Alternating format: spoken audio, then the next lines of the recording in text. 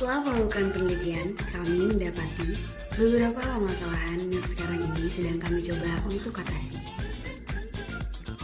Yang pertama, kita para warga bumi terkadang merasa penasaran dengan apa yang ada di luar alam semesta kita. Apakah kita dapat mengetahui apa yang ada di luar sana? Selama kita di bumi, kita dapat berkomunikasi melalui telepon genggam yang terhubung dengan tower. Tetapi, bagaimana jika kita ingin berkomunikasi di luar angkasa? Contohnya, seperti beberapa astronot yang keluar angkasa dan ingin menghubungi keluarganya. Walaupun kita sudah menemui planet lain yang dihidupi oleh makhluk hidup, apakah kita bisa berhubungan dengan lebih mudah? Dan berapa banyak jenis makhluk hidup yang ada di sana? Atau berapa saja informasi yang dapat kita terima dari mereka? Dapatkah kita bertukar informasi tersebut? Hubungan antar planet. Seiring dengan perkembangan teknologi dalam perhubungan dengan planet lain, informasi bukanlah satu-satunya hal yang dapat dikirim. Pada masa yang akan datang, pengiriman objek dan subjek berupa transportasi dan travel mungkin akan menjadi salah satu fitur kami.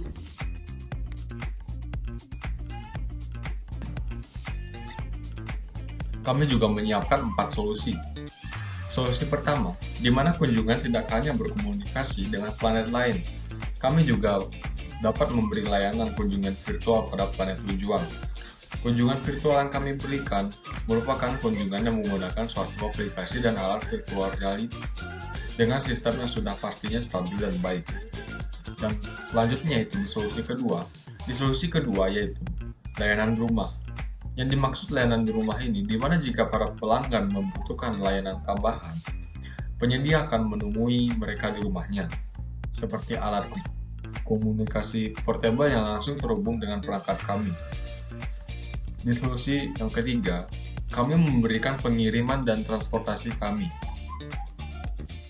Transportasi hadir memberikan jasa pengiriman yang dapat membawa muatan kargo, sekelompok orang-orang, dan barang bawaannya.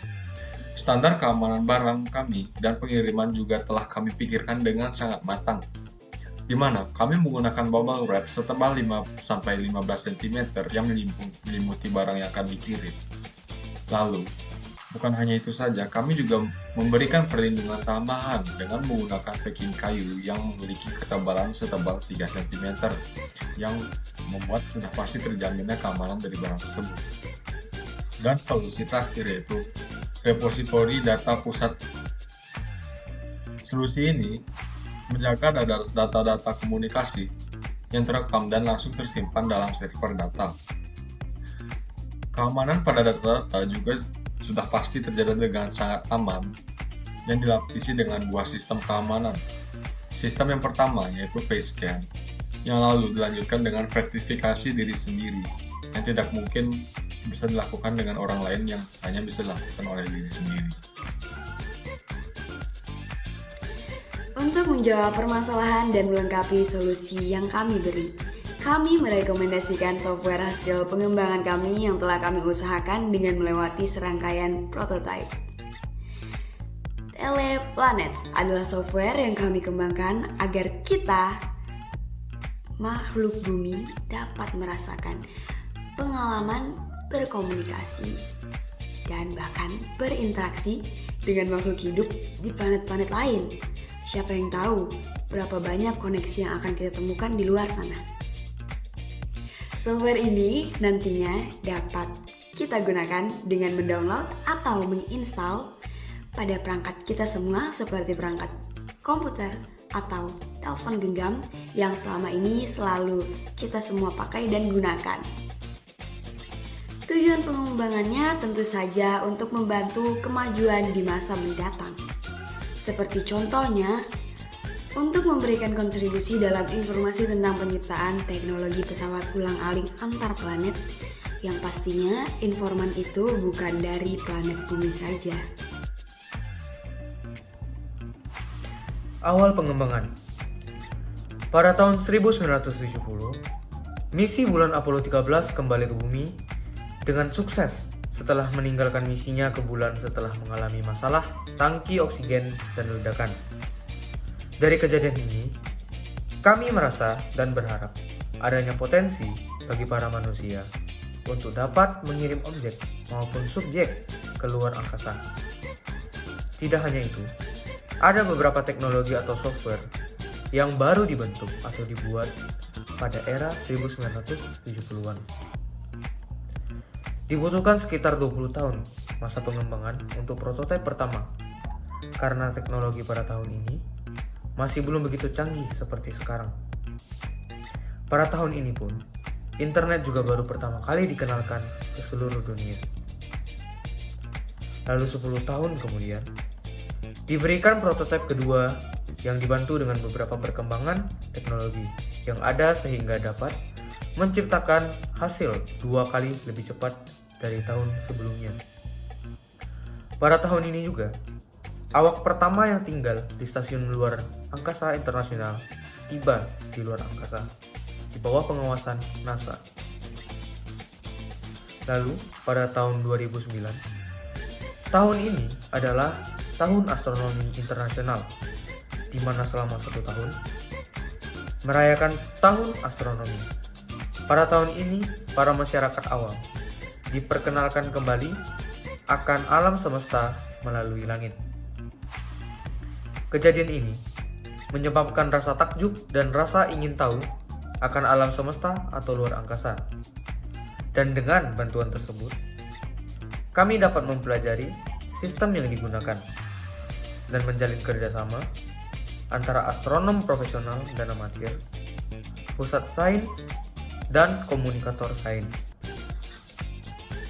Lalu pada tahun 2021, prototipe paling baru yang dikeluarkan karena dikerjakan berbarengan dengan pengumpulan data dari NASA tentang pada misi besar ke bulan dan Mars, sehingga mendapatkan sedikit bantuan mengatasi kesalahan yang belum sempurna di tahun 2009. Lalu nanti, pada tahun 2024, software dengan fokus utama fungsi sebagai media yang memungkinkan Anda memiliki pengalaman berinteraksi dengan penghuni planet lain akan diluncurkan dan diumumkan secara terbuka. Untuk target pasar kami adalah perorangan dan keluarga, terutama orang yang jauh ditinggalkan orang terdekatnya keluar angkasa, seperti profesi astronom. Untuk pelayanan, kami juga menyediakan fitur transportasi antar planet dan juga ekspedisi antar planet, sehingga orang-orang juga bisa berkunjung atau hanya sekedar mengirim barang keluar angkasa. Poin berikut merupakan ukuran pasar. Dalam ukuran pasar yang kami telah analisa dari jumlah data populasi, kami membagi menjadi 3 kategori keukuran tersebut, di mana populasi di bumi memiliki sekitar 7,9 miliar populasi manusia yang hidup. Lalu, jumlah populasi manusia yang ada di Indonesia ada sekitar 273 juta manusia, dan ada 18 kota besar yang ditempati. Hal ini membuat ukuran pasar yang akan menikmati Teleplanet akan menjadi sangat luas. Karena kami sendiri yakin bahwa Teleplanet akan diminati oleh semua jenis kalangan dan orang di seluruh dunia. Bukan hanya itu saja, sejauh ini kami telah memperhitungkan bagaimana cara membagi kestabilan dan kenyamanan para pelanggan agar merasakan hal yang terbaik dari apa yang kami berikan. Selanjutnya, perusahaan kami sudah bekerjasama dengan perusahaan lainnya, yaitu yang pertama ada Tesla. Tesla ini merupakan perusahaan energi bersih yang dikenal sebagai perusahaan otomotif yang menggunakan energi bersih sebagai sumber dayanya. Dan yang kedua ada perusahaan NASA, yaitu National Aeronautics and Space Administration, di mana perusahaan ini bertanggung jawab atas program luar angkasa sipil, penelitian tentang aeronautika dan luar angkasa. Jadi NASA ini sangat membantu kami untuk penelitian terhadap luar angkasa, antara ketiga ada SpaceX, yaitu Space Exploration Technology Corp, yaitu adalah penyedia layanan transportasi ruang angkasa dan perusahaan komunikasi. Jadi perusahaan ini juga cocok untuk kami bagi perusahaan planet yang berusaha untuk membangun komunikasi antar planet. Kemudian ada keunggulan kompetitif dari perusahaan teleplanet ini, di antaranya yang pertama ada kemudahan penggunaan. Jadi software teleplanet ini sudah kami desain agar para pengunjung tidak kesulitan dalam menavigasi platform yang dan jika ada kendala pun akan dibantu dengan staf terdekat kami. Dan yang kedua didukung oleh teknologi dan data. Teknologi dan data yang aman inilah yang bertujuan untuk menciptakan dan menyediakan layanan yang sebaik mungkin kepada para pengunjung kami. Dan yang ketiga ada beberapa pilihan layanan. Jadi di pilihan layanan ini para pengunjung bebas memilih layanan komunikasi dengan planet lain ataupun kunjungan virtual. Sangat menarik bukan? Kapan lagi kita bisa berkomunikasi dengan planet lain dan melihat kunjungan secara virtual kalau tidak di teleplanet. Dan yang terakhir ada pangkalan data terbesar. Di sini para pengunjung dapat mengakses informasi yang mereka perlukan tentang alam luar semesta kapanpun. Jadi software teleplanet kami ini akan memberikan informasi kepada pengguna yang ingin mengetahui tentang alam semesta. Ya, inilah tim pengembang teleplanet. Yang pertama ada Jericho Alfonsoku, Anggis Geraldine, Indah Bagus Sanjaya, Sadifa Sajana Zahra, dan yang terakhir ada Netanya Kirana Dewi. Itulah inovasi baru kami bernama Teleplanet. Pastinya inovasi ini akan semakin memudahkan kita semua berkomunikasi dengan makhluk di luar bumi. Eits, tidak hanya itu, dengan Teleplanet kita juga bisa menggunakan jasa transportasi dan ekspedisi ke luar angkasa hanya dengan bermodalkan PC. Ya, sangat menarik bukan? Tertarik menggunakan software ini? Klik link di bawah ini sekarang.